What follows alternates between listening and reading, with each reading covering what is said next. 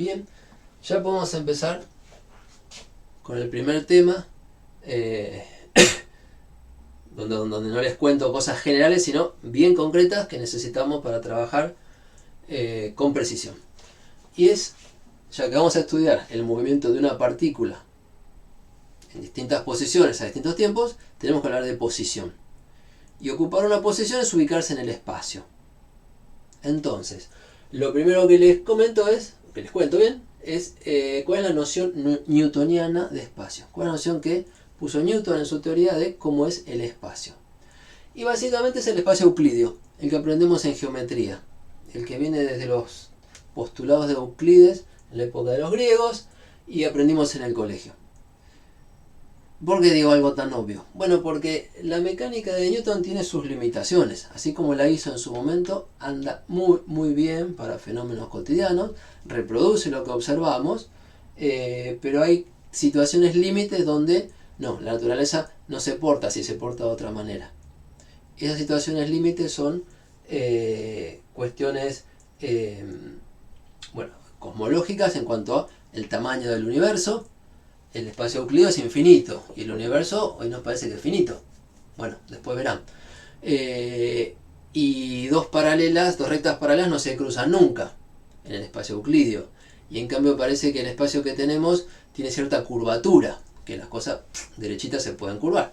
Cosa que pasa cerca, así es el espacio cerca de los agujeros negros, o masas muy concentradas, o grandes distancias. Etcétera. O sea, hay limitaciones. Y también por el lado de lo muy chiquito, la mecánica de Newton no funciona. Para describir el movimiento de los electrones en un átomo necesitamos otra cosa. Entonces, la teoría que estamos haciendo tiene sus limitaciones y ustedes ya tienen que imaginarse que lo que contamos un día va a haber que arreglarlo, va a haber que cambiarlo. Entonces, por eso es importante decir no que el espacio es euclídeo y listo, sino que en la versión newtoniana de la mecánica que vamos a usar en este curso, el espacio es euclídeo. Después habrá variantes, ¿sí?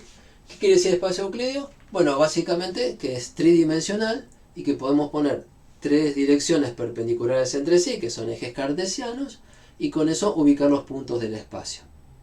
Ahora, para ubicar los puntos, en particular la posición de un cuerpo, el espacio no es absoluto, tipo, acá está el punto más importante y el otro está a tal distancia. No, en principio el espacio es homogéneo. Todos los puntos son físicamente equivalentes, ninguno es más importante que el otro. Entonces, cuando uno usa un sistema de coordenadas, tiene que decir dónde lo pone. Entonces, la ubicación de un punto siempre es relativa al sistema de referencia que vamos a usar. O al sistema de referencia que usa el observador, que mide y nos cuenta los datos. Usé dos palabras distintas que son sistema de referencia y sistema cartesiano. Vamos a precisar qué es eso. Un sistema de referencia es algún objeto físico donde el observador que va a hacer las medidas se puede considerar quieto. Donde se para y se considera quieto. Por ejemplo, el suelo.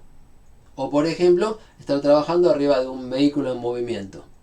O estamos trabajando adentro de un avión y azafata trabajando en un avión y se considera quieta ahí adentro y mide la distancia a un pasajero así como si estuviera quieta en el avión y ni se entera o ni se preocupa de que el avión se está moviendo con respecto a tierra a alta velocidad. Entonces el sistema de referencia es el sistema físico, el objeto físico, la superficie si quieren, donde el observador se considera quieto. Y en ese sistema de referencia, que es un sistema físico, insisto, es algo, como la Tierra, como un avión, como algo, en ese sistema físico el observador elige un punto, que va a llamar origen, y elige direcciones perpendiculares entre sí, que va a llamar ejes cartesianos. Los ejes cartesianos son un invento matemático que se monta sobre el sistema de referencia, que es un sistema físico. Entonces, los ejes cartesianos pasan por el punto elegido como origen por el observador, y voy a tratar de dibujar en perspectiva acá un eje X hacia la derecha, un eje Y hacia arriba, perpendicular al primero, y un eje Z que imagínense saliendo del pizarrón, sería así como está apuntando, Pero bueno, para dibujarlo acá en el pizarrón, hacemos perspectiva y ponemos el eje Z así como si saliera para este lado. Ese es el espacio tridimensional que en matemáticas llamamos R3. R por reales, porque cada recta se asocia con los números reales, como la recta numérica, y tenemos tres direcciones independientes, perpendiculares, o decimos ortogonales entre sí. Cuando el observador, insisto, no lo había notado, que hay un observador que es el que decidió todo esto, cuenta con su sistema de referencia y su sistema de ejes cartesianos, entonces a un punto del espacio le puede poner un nombre o le puede poner etiqueta. Este punto P, punto del espacio, tiene coordenadas cartesianas. Las coordenadas tienen sentido solamente después de haber avisado con qué ejes trabajamos, no antes. Las coordenadas cartesianas son las que permiten ubicar a un punto de la siguiente manera. Este yo me lo estoy imaginando como que está un poco, se ve a la derecha del eje Y, un poco adelante del pizarrón, me lo imagino, y bueno, y arriba del eje Z. Entonces, uno podría dibujar una cajita, un paralelepípedo que tenga al punto P en este vértice,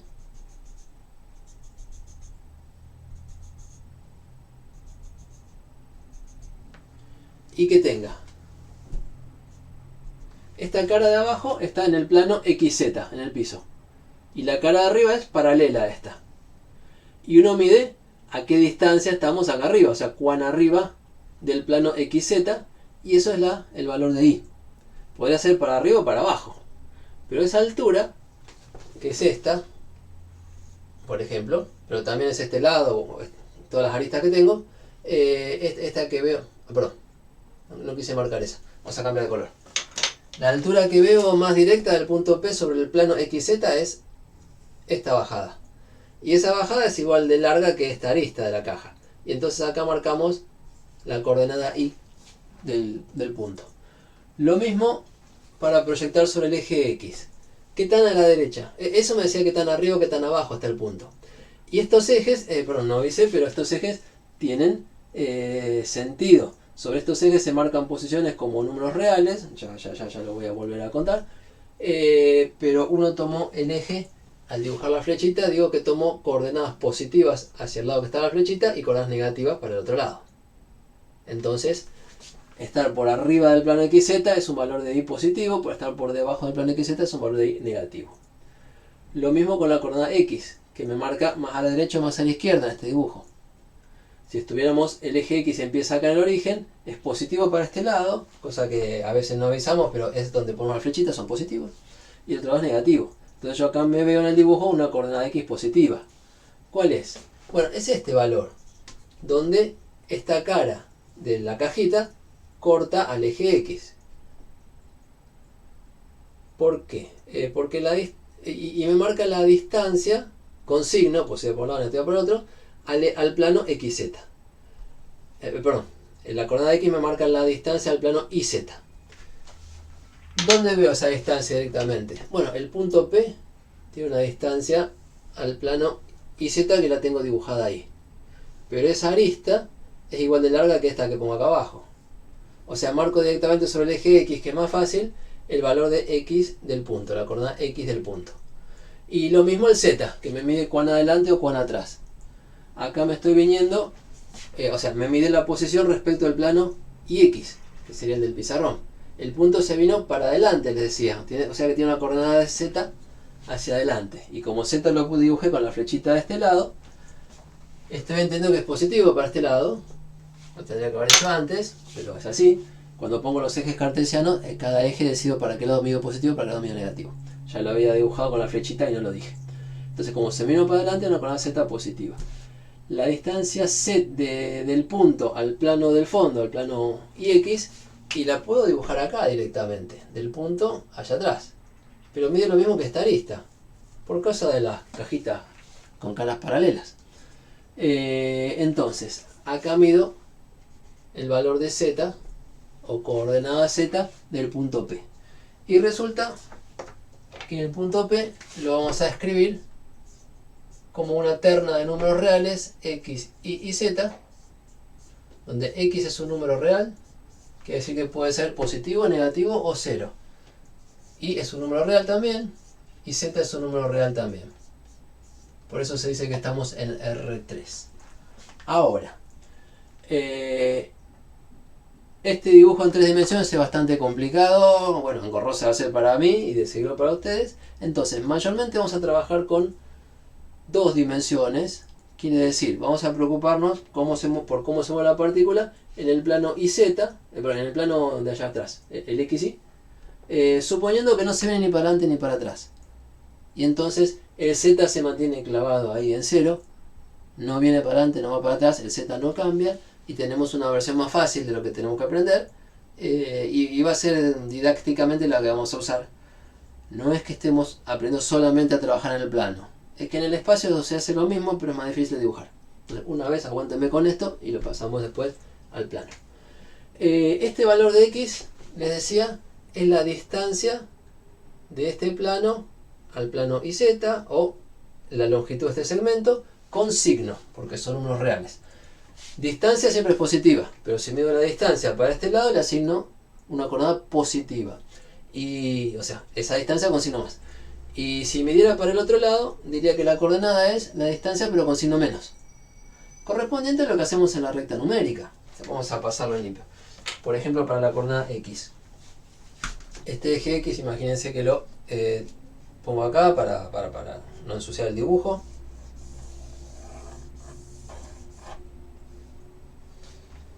Está mejor. Y entonces ese eje x tiene un punto que es el origen, donde ponemos la coordenada x igual a 0. Tiene un lado que es positivo y tiene un lado que es negativo. Y cuando marco un punto sobre el eje, como acá, le asigno un valor de coordenada. Ese valor de coordenada, les estoy diciendo ya, lo dije 2 o 3 veces, que se lee como la distancia al origen, con signo pero como distancia. Entonces tiene unidades, es una magnitud de longitud. Es una magnitud de longitud, de distancia. Entonces estas coordenadas van en metros o en centímetros, en unidades de longitud. Cuando uno ubica un punto, las unidades de x son unidades de longitud. Lo mismo las unidades de y lo mismo las unidades de z, de cada componente cartesiana, de cada coordenada cartesiana, son longitudes. Por lo tanto, corresponde escribirla con unidades, que ustedes elegirán si ponen metros, centímetros o lo que sea. Cuando grafican, trabajan a escala. De golpe pueden decir, un cuadradito del pizarrón, o en hoja cuadriculada, un cuadradito de su hoja, equivale a 100 metros. Y entonces, bueno, ¿cuántos 4 cuadraditos? Son 400 metros. La escala del dibujo de trabajo uno la elige según el tipo de posiciones que tiene que registrar. Si son todas milímetros, me hago una escala que entre milímetros, y son más grandes, me hago una escala que comprima el dibujo y que pueda representar unidades grandes. Entonces, no se mide en un gráfico directamente con regla las distancias. Se mide la cantidad de cuadraditos o la distancia del papel y se traduce con una escala a lo que se quiere representar.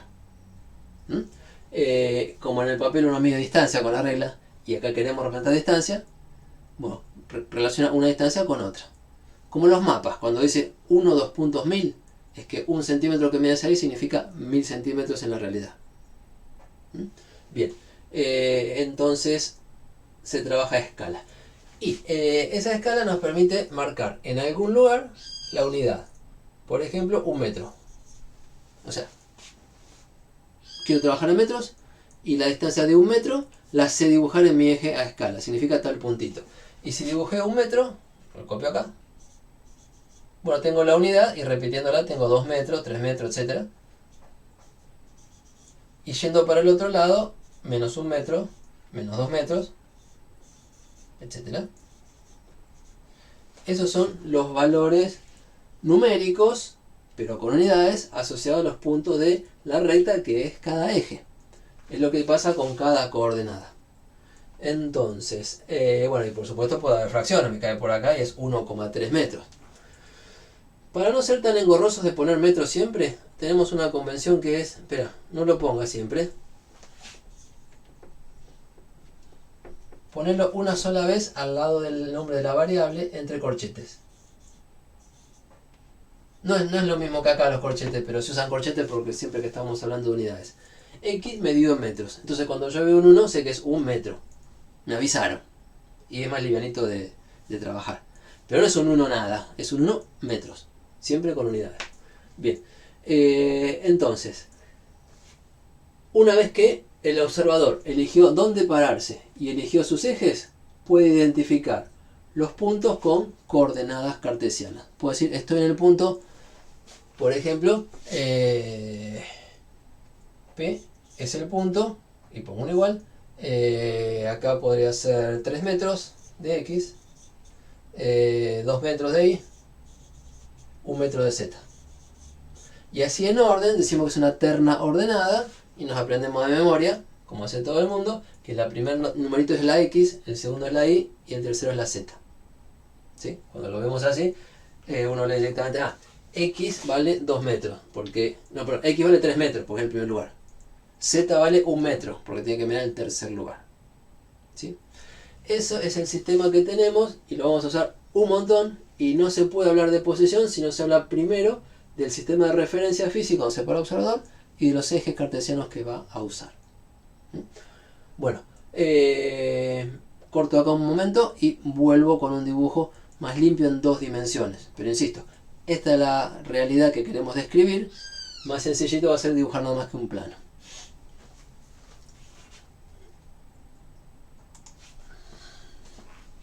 Ahí le erré el botón.